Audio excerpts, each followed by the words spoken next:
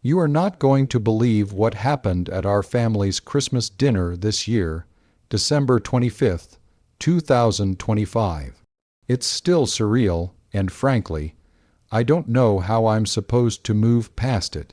My father, the man I idealized, the stoic, decorated colonel retired, stood up after the turkey was carved, and with a look that was a terrifying mix of relief and devastation, he confessed a military secret he'd kept buried for decades, a secret that fundamentally shattered our entire family history and revealed that I have a half-brother I never knew existed. He told us, right there between the cranberry sauce and the mashed potatoes, that his entire military career, everything we thought was based on honor and duty, was predicated on a lie, a sacrifice. He made that involved another woman and another life he walked away from 35 years ago. I'm still reeling from the sound of my mother's porcelain plate shattering on the floor. Was I wrong for instantly feeling a profound sense of betrayal?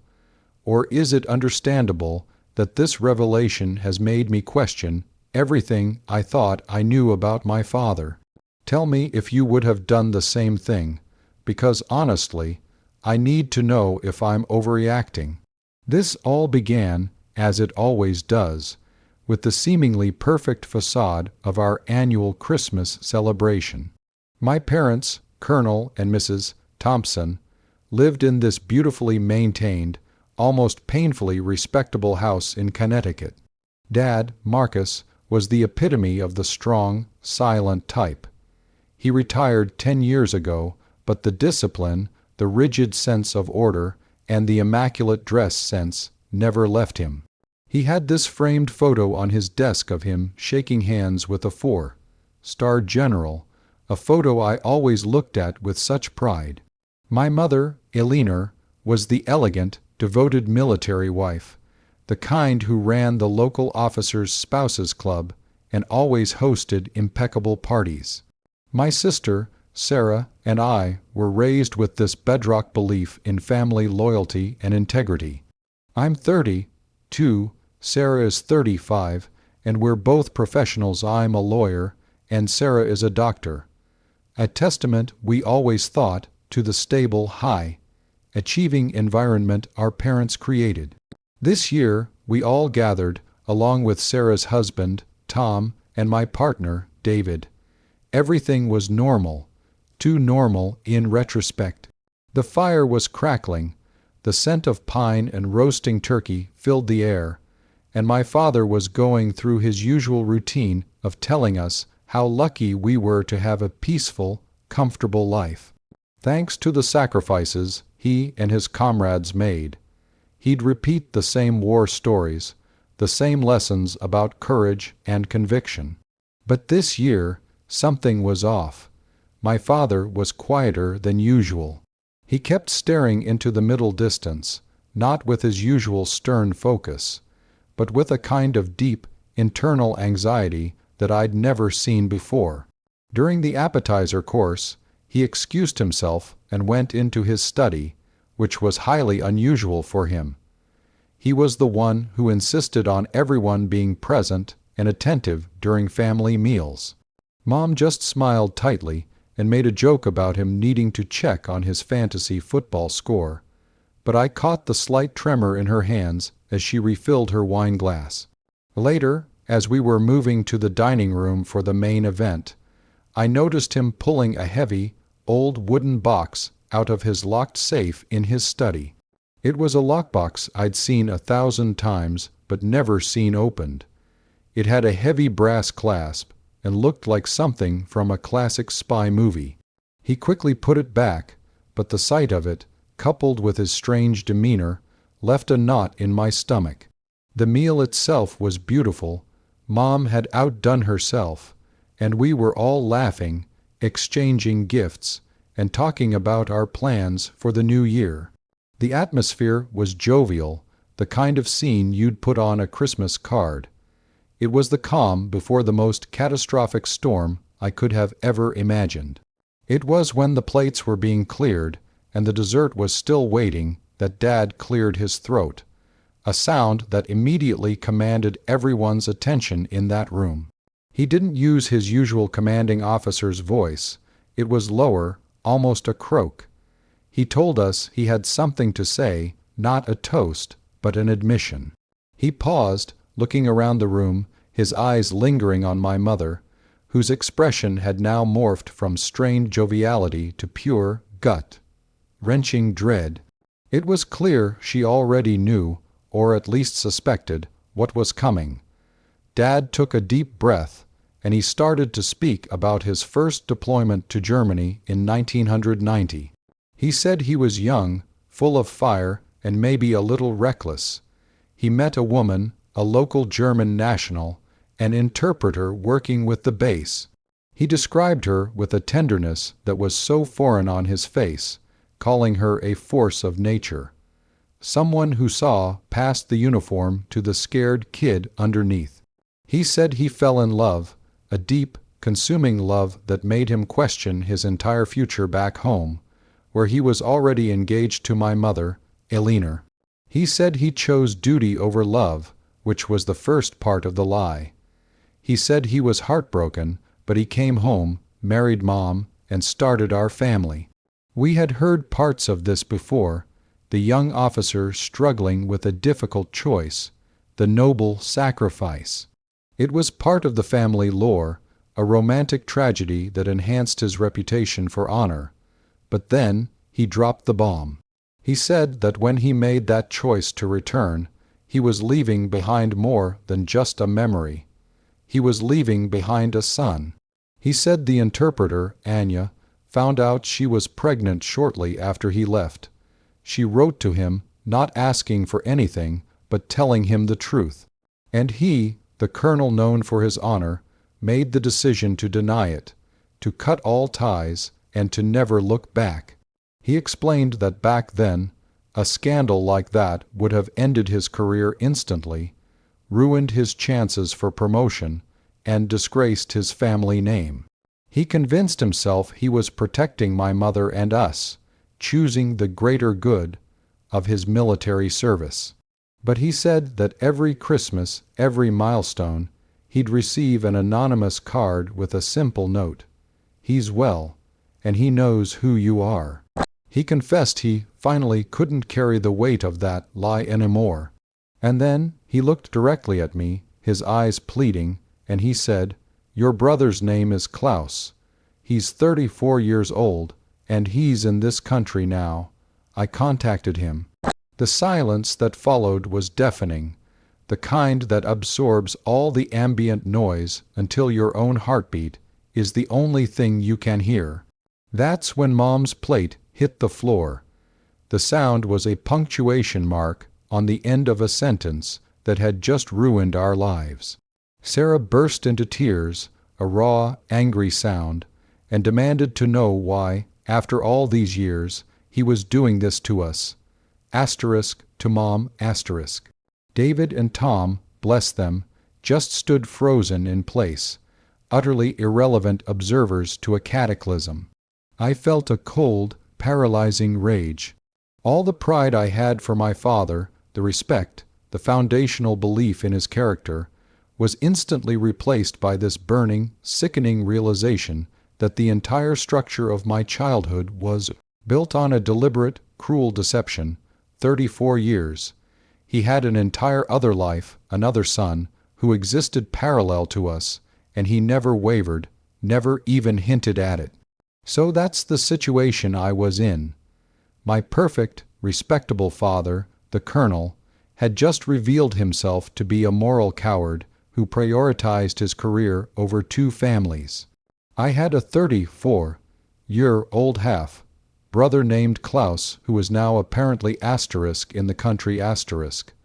My mother was weeping hysterically, and my sister was screaming. I had to make a choice. Do I side with the woman who dedicated her life to him and was just publicly humiliated and destroyed? Or do I try to understand the man who made a terrible choice under immense pressure? Or do I just walk away from this whole mess? Before I tell you what happened next, what I said, and what my father finally did, I want you to pause and comment below what you would have done in my shoes. Would you have forgiven him in the name of family, or would you have walked away from the man you realized you never really knew? I was the one who finally broke the tension, and I did it with a lawyer's precision and coldness. I looked at my father and I said, "You didn't choose the greater good, Dad. You chose yourself, you chose your career, and you threw away 2 lives in the process, your son's and Mom's. Don't you dare try to spin this as some noble sacrifice." He flinched, and I saw a tear trace a path through the rigid lines of his face. He said, "I know, son, I know. That's why I had to tell you now. I'm sick. Terminal aggressive cancer. I have 6 months, maybe less. I couldn't face the end knowing I hadn't made things right with Klaus." The air was sucked out of the room again. This was the final twist of the knife, the real reason he chose Christmas dinner 2025 as his confessional. He wasn't doing it out of courage. He was doing it because he was running out of time and trying to clear his conscience. My mother stopped crying and looked at him, not with grief for his prognosis, but with venom. "You waited until you were dying to tell us, to ruin the last few months we were supposed to have together," she whispered. Sarah, ever the pragmatic doctor, immediately started asking about his diagnosis, treatment options, and why he hadn't told us he was sick. He waved her questions away. The sickness was a secondary issue. The primary one was his hidden son. He then pulled out the old wooden box I had seen earlier. Inside, there were photographs, pictures of a blonde woman, Anya, and a young boy who looked uncannily like a younger version of my father, especially in the eyes. And then he pulled out a stack of letters, tied with a ribbon, all written in German. He handed them to me. "Klaus is a music teacher in Berlin. He's a good man. I asked him to come here. He's arriving tomorrow. He knows I'm his father, but he doesn't know about you, about all of you. I want you to meet him. I want you to tell him that his father loved him, even if he was too much of a coward to say it for 30 years. The next 24 hours were a blur of screaming matches, tearful apologies, and frantic calls to lawyers, mostly me, already planning for the fallout and the inevitable divorce. My mother insisted she wanted nothing to do with Klaus. Sarah was more conflicted, angry at Dad, but morbidly curious about her new brother. I, however, felt compelled. This man, Klaus, was an innocent party in my father's drama. He was a victim just like us, maybe even more so. I made the decision, against Mom and Sarah's wishes, to meet him. The next day, I drove to the airport alone. When Klaus walked through the arrival gates, carrying a worn leather satchel and a guitar case, I recognized him instantly from the photos. He had my father's imposing height and his slightly awkward posture. I walked up to him, and before I could introduce myself, he looked at me and said, in heavily accented English, "You must be Marcus's other son." That's how my relationship with my half-brother, Klaus, began. It was immediate, raw, and completely unexpected. We spent the next week talking. He didn't come to the house, which was still a war zone. We met at coffee shops and parks. He told me about growing up without a father, how his mother never spoke ill of Marcus, but always kept a small, framed photo of him in his colonel's uniform tucked away. He wasn't angry, he was just sad. He understood the military culture, the pressure, but he also lamented the lost years. He showed me a Christmas card he'd received a few weeks prior, the first one that wasn't anonymous, signed simply, "Your father." That was the signal. I realized he wasn't here to stake a claim on anything, just to meet the man who was dying and to see what his other life looked like. The climax was when I finally brought Klaus to the house, 4 days after Christmas. Dad was frail, confined to his armchair by then, but he straightened up when he saw his son. My mother and Sarah had retreated to the guest room. The meeting was brief and devastatingly emotional. Klaus didn't yell or accuse. He just sat beside the armchair and spoke to him in German, his voice soft. I couldn't understand most of it, but the tenor was one of peace, not resentment. He forgave him. He told my father that his mother, Anya, had passed away a few years ago, but that she had always understood the choice he made and had never stopped loving him.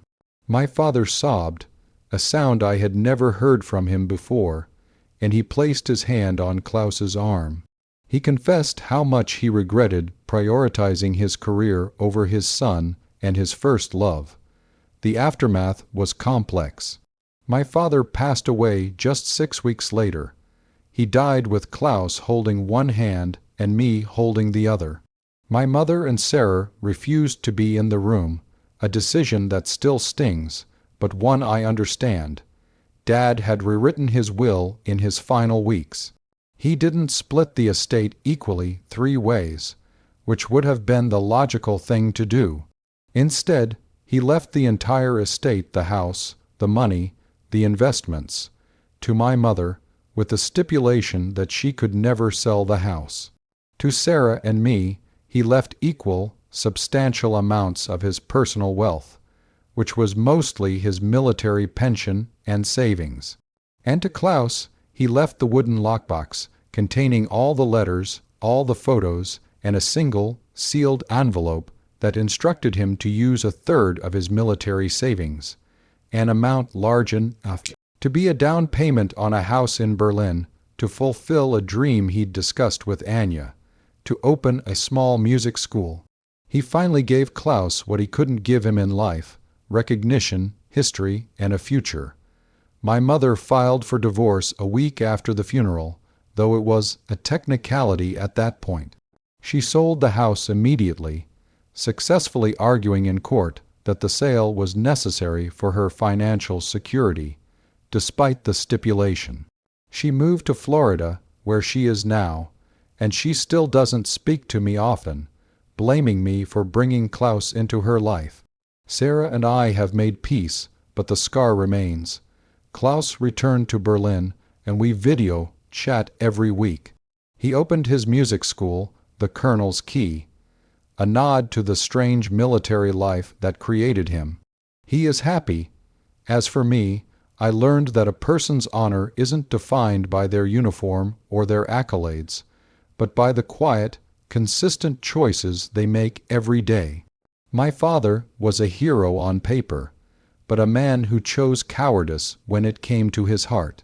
The military secret he kept for decades was finally revealed, and it cost him the peace he thought he'd bought with his lie. So, that's the whole unbelievable story of Christmas dinner 2025. I still look at the world differently. I still don't know who my father truly was, but I know who my brother is, and that's the only silver lining. I ask you again, was I right to embrace Klaus, despite my family's outrage? Like this video if you were on my side. If you think I made the right choice in connecting with my brother and trying to find peace. Subscribe for more stories like this, where I break down the real, messy drama of the Reddit world. Share your final thoughts on this whole mess in the comments section, especially what you think of my mother's decision to sell the house. I'll see you all in the next story.